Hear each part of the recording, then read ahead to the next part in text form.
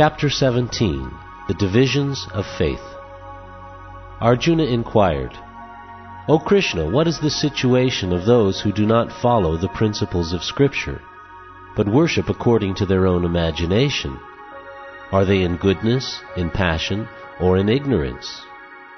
The Supreme Personality of Godhead said, According to the modes of nature acquired by the embodied soul, one's faith can be of three kinds: in goodness, in passion, or in ignorance. Now hear about these. O son of Bharata, according to one's existence, under the various modes of nature, one evolves a particular kind of faith. The living being is said to be of a particular faith according to the modes he has acquired. Men in the mode of goodness worship the demigods. Those in the mode of passion worship the demons. And those in the mode of ignorance worship ghosts and spirits. Those who undergo severe austerities and penances not recommended in the Scriptures, performing them out of pride and egoism, who are impelled by lust and attachment, who are foolish and who torture the material elements of the body, as well as the supersoul dwelling within, are to be known as demons. Even the food each person prefers is of three kinds, according to the three modes of material nature. The same is true of sacrifices, austerities, and charity. Now hear of the distinctions between them. Foods dear to those in the mode of goodness increase the duration of life, purify one's existence, and give strength, health, happiness, and satisfaction. Such foods are juicy, fatty, wholesome, and pleasing to the heart. Foods that are too bitter, too sour, salty, hot, pungent, dry, and burning are dear to those in the mode of passion. Such foods cause distress, misery, and disease. Food prepared more than 3 hours before being eaten, food that is tasteless, decomposed and putrid, and food consisting of remnants and untouchable things is dear to those in the mode of darkness. Of sacrifices, the sacrifice performed according to the directions of Scripture, as a matter of duty, by those who desire no reward, is of the nature of goodness. But the sacrifice performed for some material benefit, or for the sake of pride, O chief of the Bharatas, you should know to be in the mode of passion.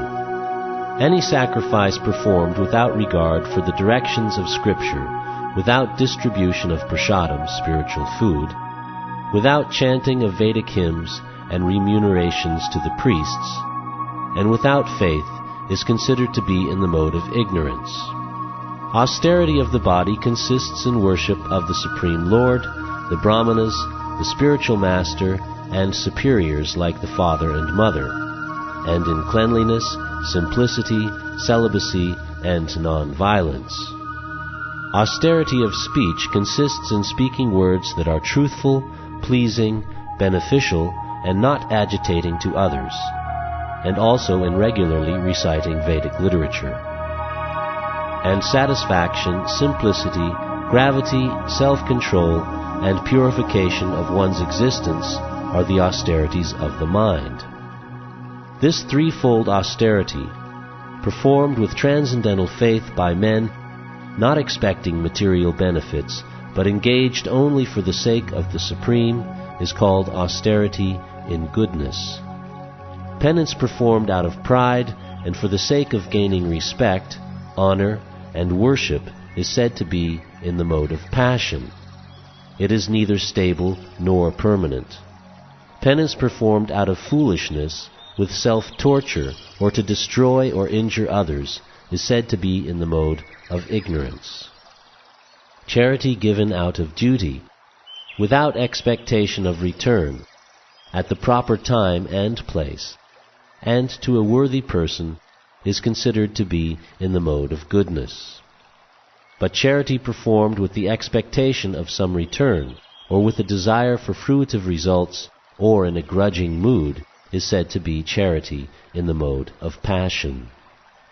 And charity performed at an impure place, at an improper time, to unworthy persons, or without proper attention and respect, is said to be in the mode of ignorance. From the beginning of creation, the three words Om Tat Sat were used to indicate the supreme absolute truth. These three symbolic representations were used by Brahmanas while chanting the hymns of the Vedas and during sacrifices for the satisfaction of the Supreme. Therefore, transcendentalists undertaking performances of sacrifice, charity, and penance in accordance with scriptural regulations begin always with Om to attain the Supreme. Without desiring fruitive results, one should perform various kinds of sacrifice, penance, and charity with the word Tat. The purpose of such transcendental activities is to get free from material entanglement.